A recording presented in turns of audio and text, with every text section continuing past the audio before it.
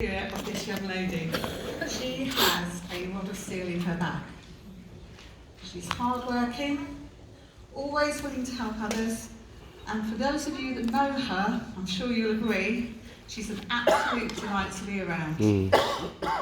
She lives with and looks after her nan on her farm, and she also plays a part in looking after her younger brother and sister. Not what most 23-year-olds would do, but then she's not most 23-year-olds. She inspires us every day, someone special. Like one of the family, you may say. It's lovely. It's her first time on the big stage today. So please be upstanding and give a very warm welcome to the wonderful Paige Woodward. Yay! Gone!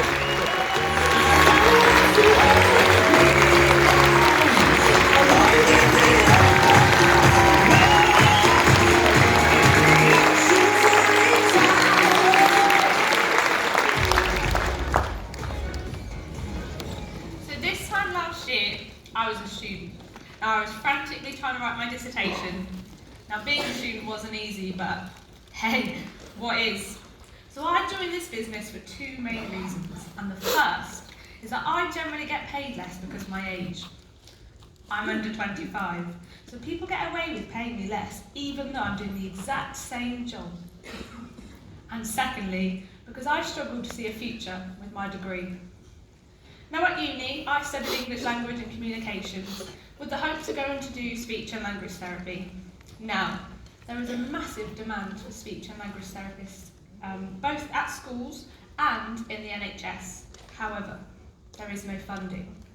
And if there's no funding now, what is there to say that in 3-4 years' time, there will be funding?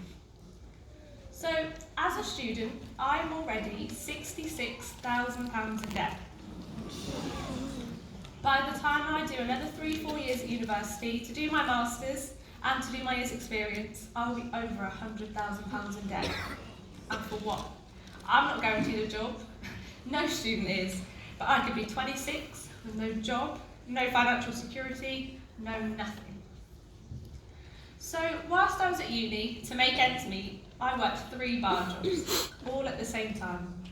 And in one, I was a manager. Now, I loved that job because I thrived on the responsibility. However, along with that came some not so good aspects. I had drug deals done in front of me. I had grown men ask me outside for fights. And I had people follow me home. Now, in 1 week at the pub, I banked £40,000 in takings, yet I only took home £8 an hour. Now, pub life was difficult, but I didn't know any different. So when I was asked about the business, I really didn't have anything to lose. What was the worst that was going to happen? I was going to make a bit of money. Now, being the ripe old age of 23, most of my friends and family don't own their own homes yet. And I don't have a big family. So I knew that I didn't have much of a warm list. So from the word go, I had to work on the people that I didn't know. So my journey began part-time for 1.5 years whilst I was still at university. And I only gathered a few customers a month, 1 or 2 at best. However, I attended every single event and every single training. I didn't miss one. And then this time last year, I sat down with Craig and had a one-to-one. And all he asked me is, he said, "What are you going to do when you finish uni?" I replied, "I don't know, get a graduate job or something." I didn't really know what to do in the future, and he was just like, "Well, why don't you do this full time? What have you got to lose?" He instilled belief in me until I realised that I could do this business by myself. And then when I graduated this year, I went full time. I took the plunge, despite my friends and my family telling me it's not a real job, it's not sustainable, it's not your future. But you know what? Because they told me I couldn't do this, it made me even more determined just to show them that I could. And then in June last year, I went full time. And by November, I'd qualified for the Epsom with the overnight stay, £500 hamper, and a holiday of a lifetime as well.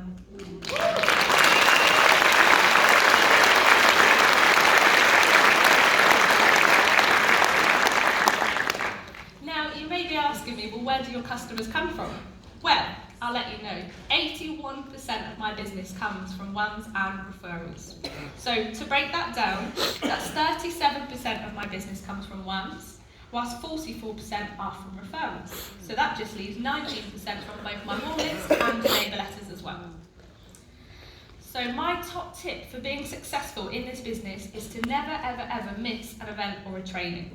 Training and events are the very first thing that goes into my diary, and I will never ever replace it. Because training and events are what will move your business forward, providing that you're doing the activity.